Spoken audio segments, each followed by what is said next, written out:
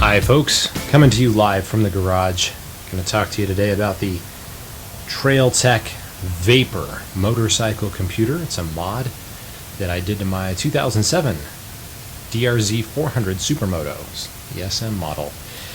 Basically what this computer is, for about $100, you get a tach, you get a speedo, you get an internal and external temp sensor.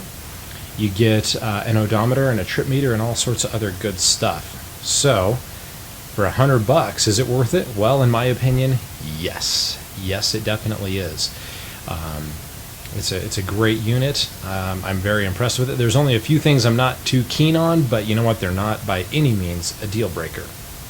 So let's start with the basics. First of all, I'm going to swap this around. This is how you would mount it. They give you two of these little guys right here, two of these clips, and one of them is the fat one, which is this one, and the other one's the skinny one, which is the one I'm using. Now, I had to do a real Rube Goldberg kind of an installation on this, which totally sucks, but it's just the way it had to be. I have Renthal fat bars, and they're just a bit too chubby for even the fat bar clip that's right here.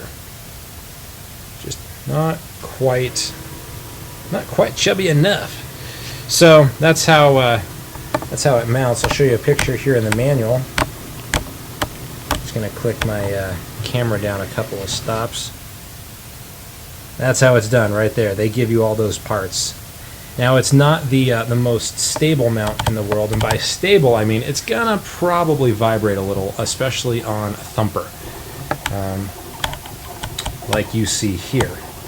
Now on an SV650 on an inline 4, it's going to be a lot smoother, but you know, that's your mileage may vary, so be warned.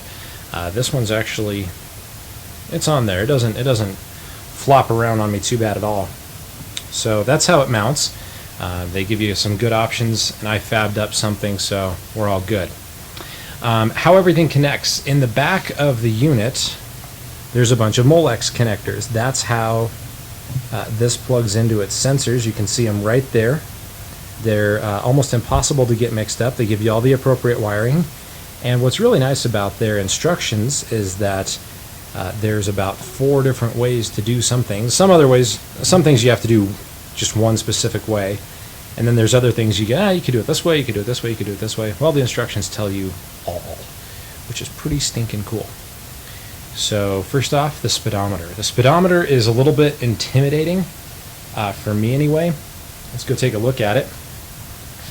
The Speedo is run off of the old magnet system like you used on your mountain bike when you were, you know, however old. And it runs off of, you actually replace one of these bolts right here.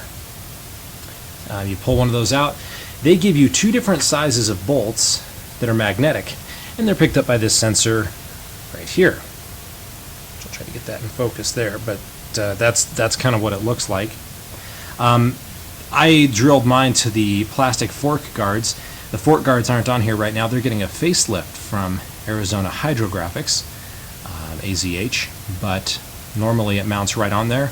Works like a charm, and the way you really get your accurate speed is by programming your overall wheel size into the computer, and you do this in millimeters. So you can really dial in exactly the size of your wheel, tire, everything, and you have a really, really wide variety to choose from. So you could do all the way up to 22-inch tire with a big dirt knobby on it, or you could do a 17 like I've got here with a street tire. And you can program it so the speed is correct. The speed reads very smoothly and works out really well. The tachometer connects one of a couple of different ways. The tach can, on this particular setup, I did it right. I did it the longer, harder way, and I wired it straight into the coil. That reads a little bit more accurate. Some of the guys on the SV650 forum are saying, hey, if you do it the easy way, which is wrapping the hot wire to the tach around the plug wire, and then you just ground the other wire, they're saying, hey, if you do that, it'll be jumpy. I don't know about that. The DRZ guys, some of the thumper guys are saying no, it's smooth. So I think it depends on your bike. I wired mine into the coil just for ease and just to avoid any trouble later on. And I'm glad I did. It didn't really take me that much longer. It wasn't that much of a hassle. It was worth it. The temperature sensor for external air temperature just reads, I think, off of the unit. It's not incredibly accurate, I don't think, but it's, it's close. The internal temp unit is fairly accurate from what I can tell, and I'll show you how it works. Each one of these is ordered for a specific bike, so your mileage may vary on this. Some of them you have to cut the radiator hose and insert the little temperature probe and all that good stuff to get the reading off the coolant. Well, if you have a KLX or a DRZ, you are in luck, because here is where it plugs in. There is a stock bolt right there, and that bad boy just pops in and pops out in under a minute. You just plug it in. In fact, you're going to spend most of your time routing the wire, and it'll give you a good, accurate read on your temperature. You will have to do a reset on this unit after you first fire it up. I think you have to run your bike for a few minutes, get the temperature over 100, and then you reset the unit. Kind of the same way I think you'd reset the odometer after one trip, and it kind of resets the temp, and then your temp should read accurately. So if you have any trouble, just try an odometer reset, like a trip reset. So this unit runs off of a regular kind of a watch style battery, and if you don't want to do that, which I would advise not doing that, you can run it into your bike's 12-volt system. So when you turn it on, it turns on and it lights up in a friendly blue color. I'll go the right way here. But that's what it looks like when it's all lit up. There's your tack bar right across there. There's your external temperature, miles an hour, local time, and distance that I've put on the gas tank since the last fuel up. Now we can hit the mode button. Oh, hey, there's something different. Again, miles an hour. Here's my current RPM. It's 0. Still looking at our ambient temperature. And then I believe that's our trip timer right there. I can hit it again. There's my total time on the bike with this on it, so it'd be about 3 hours. And then here's my max RPMs last time I took it out for a spin. And then this is where the miles an hour shows up. Probably max miles an hour. Max, I think that's what that MS is, max speed. So you're going, hey, that's cool, that's nice, I like it. Show me it running. Okay, let's do it.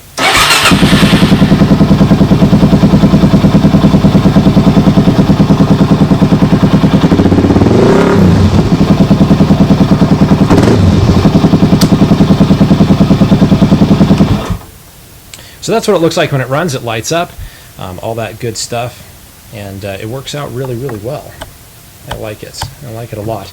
At night, that display is freaking bright, to the point of I wouldn't stare at it. It's fairly bright.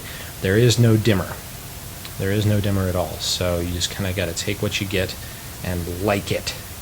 Two options: take it or leave it. There's some other nice goodies on this.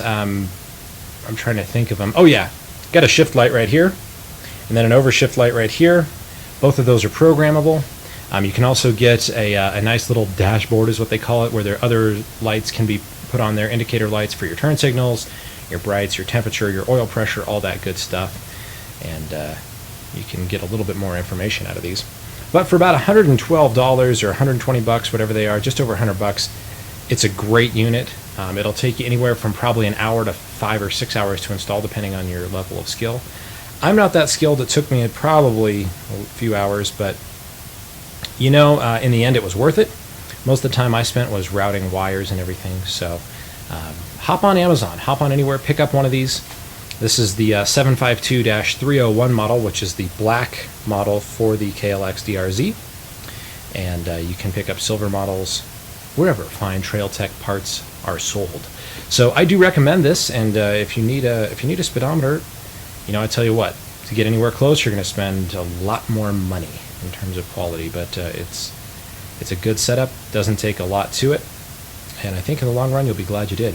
Comments, questions, leave them below in the comments and questions and snide remarks section, and I'll answer any questions as best I can. In the meantime, keep the rubber side down and enjoy your ride.